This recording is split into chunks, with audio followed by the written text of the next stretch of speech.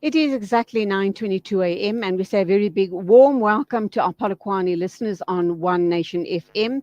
Coming up on the show, we're going to be talking with Cassandra Guerra. She is a researcher at the Embrace Project. We're going to talk 16 days of no violence against women and children. We're also going to be talking with the head of fund development at IRSA, and that is Abdul Alim Khamsa. But our first guest in the second hour is Songeso Zibi.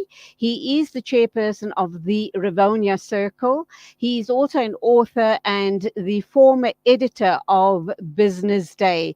Now, I understand that this Saturday past, there was Songeso Zibi convened a meeting which is the Rivonia Circle meeting, which he obviously is part of. He's actually the chairperson. And amazing speakers attended, and the whole issue around this meeting is a very, very important one. It's about us as South Africans having to finally wake up and take back what is ours, take back what we own, what we legally own, and make our leaders accountable. And that's how I understand this article penned by Songiso Zibi. A very good morning to you. Welcome to the program. A very good morning to you, Julie. Good to be with you again. Okay, are we on track here when I assume this is what the Rivonia Circle is all about? And by the way, I love the name because it brings to memory our fathers and our grandfathers who fought for our freedom, for the emancipation of our country. Yes, that's where the name comes from. I think the simplest way of understanding what they did, the Ahmed Kathradas and the Nelson Mandelas did, was to take a sense of ownership of the country, a sense of responsibility. And that really is all we can do to honor their life's work, their life's sweat and blood, and their struggles, to continue to take responsibility for our country and make sure that we rescue it from corruption, from criminal gangs, and all of these oppressions that people experience at the moment: poverty, unemployment, inequality, and so on. So we have a huge issue on our hands. We know that the country is absolutely riddled by corruption, by crime, and it's corruption right at the top. And when they say that when a fish rots, it rots from the head. And if Yes. the head is rotten, there is really no hope for the country. I hope that I'm not being such an eternal pessimist, but things are really bad. We're on the brink of collapse. I know that there's an organization called Defend Our Democracy. There's a whole host of other organizations trying to bring it together. Let's talk Rivonia Circle. Let's talk about your aspirations and how you moving forward regarding anti-corruption and trying to save our country from the brink of collapse. So, firstly, the organizations like Defend Our Democracy, we're part of that network, by the way, because we think they do really, really good work. I think you can't have enough organizations doing this kind of work, and Defend Our Democracy do really important work. In fact, one of our speakers was the Reverend Frank Chikane. He shot a video and it was played, and it was very well received by the audience on Saturday. I think from our perspective, what we are now launching is what we call the RISE campaign. And the RISE campaign is premised on a full sense of ownership for the country. That we must stop complaining about there not being leaders in the country. There are leaders in the country, they're just not in the right places.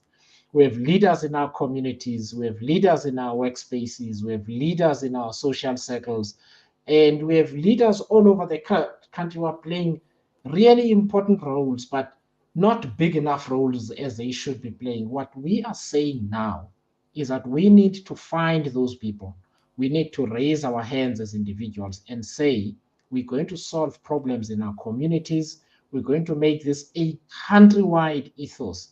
And most importantly, we're going to make this a movement so that by 2024, the beginning of 2024, we have thousands upon thousands of people across South Africa who have put up their hand and said, I'm fed up. I am taking charge of my country. I will go into the provincial legislature or parliament or a council in 2026 and make sure that things are done right. Okay, you talk about the Rise campaign. Just before this interview, I was talking with Sheikh Said Nkane from Harding.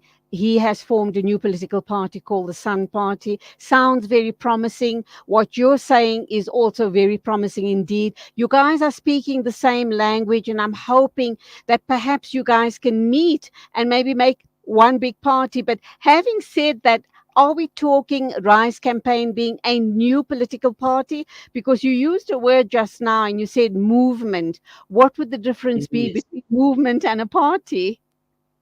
So let's just start with the Shah, for instance. So one of the people that gave a speech there was General Mando Olomisa, for instance. We are going to be working with everybody who shares our values and wants the right outcomes for South Africa. This is not something that we're going to try and do our own as a little thing. That's one of the reasons we are calling it a movement. And therefore, in the end, you will have a collection of people from different organizations, political parties, civic organizations, and so on, choosing the best among us to represent the South African people, because people have been profoundly disappointed by political parties. So we now need to find the right people in our communities. And they might come from different political parties, and we are actually talking to them as we speak so that we work together. So you are going to register as a party, and going forward, hopefully you will then form coalitions with smaller parties that share your views. Having said that, are you So, not so going? the other way around, we are going to collaborate before the election. That is when the coalition needs to happen, so that we go into the election together under an umbrella. Inshallah, meaning God willing. Yes. Okay. Having said that, Songeso, um, you're referring to the Rise campaign as a movement. I'm just wondering if it's not going to cause confusion with Musi Maimani's movement as well. And there is a strong resemblance between you and him. So people will be a little confused. So let us talk about the differences. So the people in the room, there are about 600 people across South Africa. Others joined digitally in Durban, Mthatha, East London, and Mahikeng. They joined digitally and they took a resolution to form a movement. The campaign is to form that movement. There is no movement yet. Ah, They undertook to mobilize 1 million South Africans by the end of March to be part of this movement, to be volunteers and so on. So people, as we speak, are going back to their sports clubs, to their religious organizations of faith or circles of the faith community, and so on, to make sure that they get as many of their peers as possible to volunteer to be part of the movement. It is in that sense that we'll begin to work together, because we're not asking anybody to leave their organizations. We're saying, let us work together on the basis of shared values and shared objectives to make South Africa better. so to start these new movements and parties, you do need funding. And we know that Yes, that is a very hot topic in South yes. Africa because the ANC is almost bankrupt because their funders have dried up, have they not? They aren't even able to pay salaries. That's the burning question. Are you going to be able to get the necessary funding? So I don't know how much funding we'll get. We are only now opening a bank account. We are working on a website right now. We're going to ask South Africans to make small donations, 10 Rand, 15 Rand, 20 Rand, 100 Rand, debit order every month, and so on. Those with more money can bring more money in. We want this to be a truly collaborative effort where South Africans come together, but most importantly, also to try and get around the funding issue. We are encouraging an ethos of volunteers simply working in their communities to make sure as many people as possible are part of the movement. We hopefully we can buy millions of t-shirts, but we're not going to be a t-shirt campaign. We are going to be a campaign of substance where people talk to people they know and trust and talk about this movement and what it's all about and what we need to do. Okay, you have a big job ahead of you because we're looking at issues around huge responsibilities. We're looking at the fact that our country is in deep crisis. We have large scale corruption. We have issues of unemployment sitting at possibly 40%. And if we want to Mm. get the youth involved, you want young blood as well. You want a mix of people, very especially young blood, because we need to hear what the young people are saying to us. But if we're talking about remuneration, um, that that is going to be a bit of a challenge, is it not? People No, are of going to course. want to be, they're going to want to be paid, not necessarily the millions that councillors and politicians are earning, which is a Yes. disgrace, but at least to be able to put food on the table. Absolutely. We don't want people digging into their pockets to use money they already don't have, which is why the fundraising element of this is absolutely important. And therefore, we are going to work very hard to raise funds for this campaign so that our organizers, our volunteers get adequate support. People need airtime. People are going to need transport money to use taxis, to use buses, and so on. We're going to have to support people in that way. And we are absolutely determined. We fired up to raise the resources necessary from ordinary South Africans and those with more means who believe in our vision to be part of it. And God willing, we will succeed. We are not going to be deterred by the fact that we're starting this week. That's certainly not going to stop us. When we started Rivonia Circle last year at this time, Rivonia Circle wasn't even known by anybody. It didn't exist. It was on our computers, but we're talking about it today. And so we have a lot of faith that when you mean well and your intention is noble, things will work out as long as you work hard and you do so in good faith. Obviously, you talk about in your article, and obviously, Saturday Past, this is what you actually address to the people that were present there. You say that this is time for focused anger, focused on practical solutions to our most serious challenges. What would they be, and how are you going to meet those challenges head on? We know what the issues are in the country, and I think a lot of politicians all around the country, because the elective conference is around the corner, the ANC elective conference, and then everyone's going to be really hard at work next year in preparation for the 2024 elections. And I guess most politicians are going to give out the same old story over and over again. We promise you jobs, we promise you better schooling, better health facilities, better housing, etc., etc., etc. But they don't deliver. Post No, of the course not. election, they forget about the people. So where are you on all of these issues?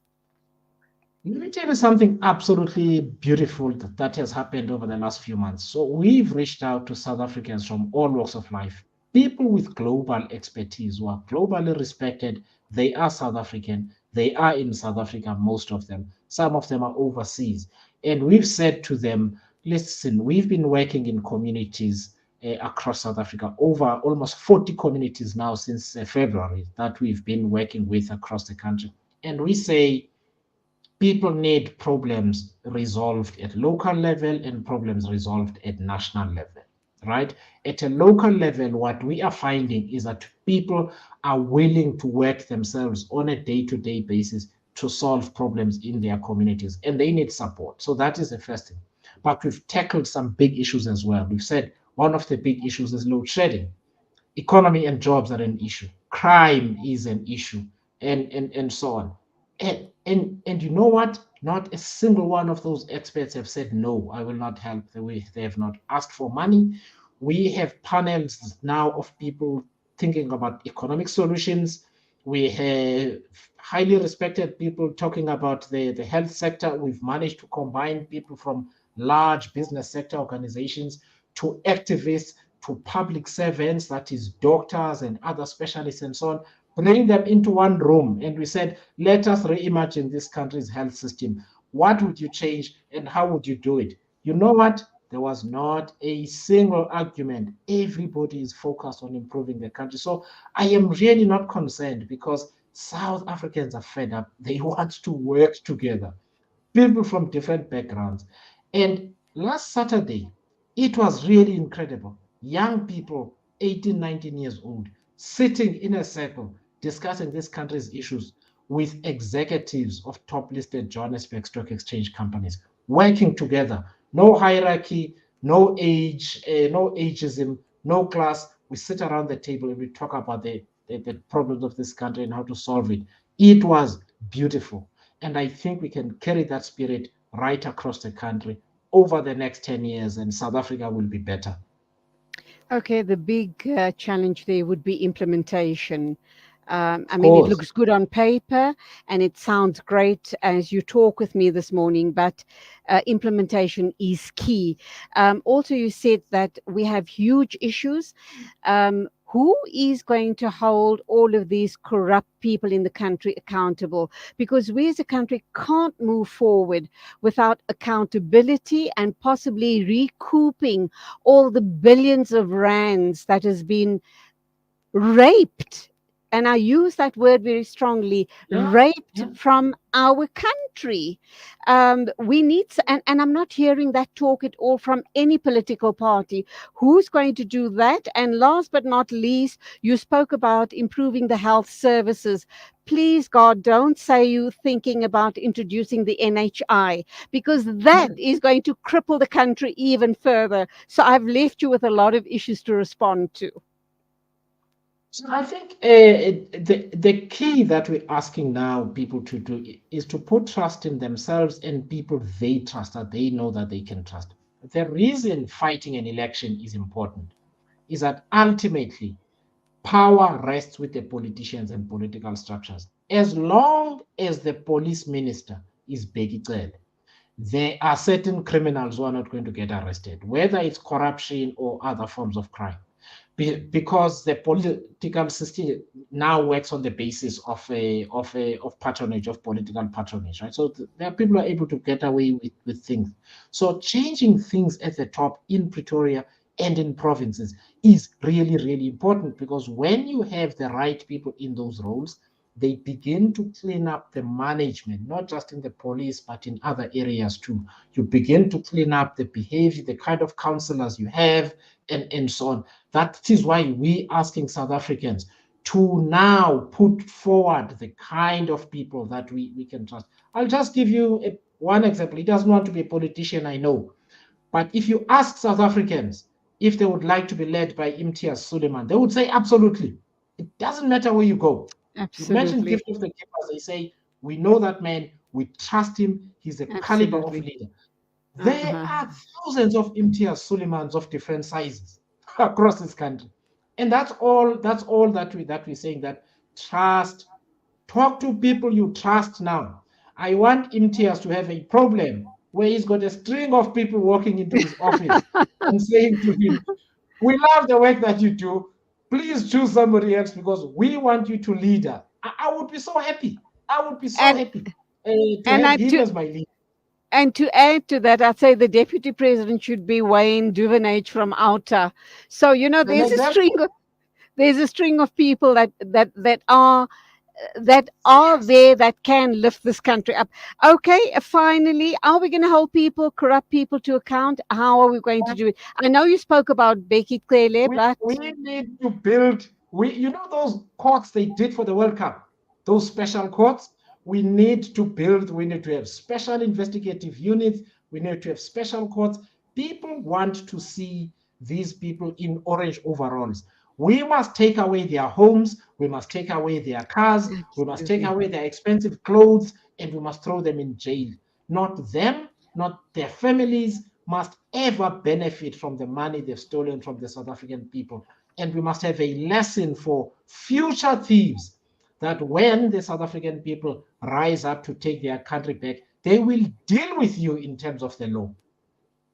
Songiso, that's all we have time for. I do wish we had the entire day to sit and talk with you. It's it sounds very noble on paper. It sounds great as you're speaking with me. I wish you well, and I do hope you grow from strength to strength, because these are the type of movements we need to take South Africa back and give it to the people who own it. So thank you indeed. Good luck and God Thank you so bless. much. Thank you. Thank you. It is exactly 9:42. Standing by to talk with us is Head of Fund Development at IRSA, and that, of course, is Abdul Alim Khamsa. Please stand by.